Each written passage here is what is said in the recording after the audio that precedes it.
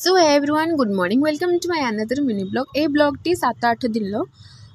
मु एडिट करथिले पोस्ट करथिले देन सकाळु आसले मामू मो पाखरु ब्लड नवा पई कारण मोर टिके हिमोग्लोबिन टेस्ट करबा थला देन तांको ब्लड देसला परे हमें पळिथनु दहीबरा खाइबा पई दहीबरा खाई सारी की सेठु पूरा डायरेक्ट पळिथनु चूड़ी दुकान जोटा कि ट्रेंडिंग रो चलची काश्मीर चूड़ी देन सेठी गला परे इच्छा हलन मते चूड़ी आनिबा पई देन आसिकी रूम रे लंबा रेस्ट नेला परे पापांगर कॉल आसला कि घर को आस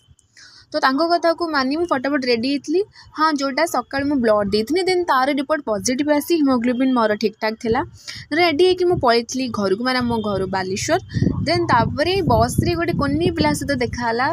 देन ता सांगर मु मजा मस्ती करथली बट मजा मस्ती करके केतेबेले भद्रक मु पहुँची गले जानिली बट ता स्टॉपेज थिला भद्रक रे से उल्हे गला देन तापर मते किछि भोक होइतला जेतु मु स्नैक्स किनी देथली देन फाइनली आम स्टॉपेज पलि आसला मु ओल्हे सारा पर पापा आसले मते नबापाई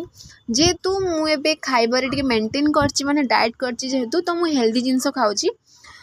पापा ये मो फ्रूट किसी किनी देथिले देन तापरे मुझे अंकल सहित पापा सहित घर को पळेथली सो आज डे मो एमती किछि थिला देखाबो नेक्स्ट वीडियो रे रहिली थैंक यू टाटा बाय।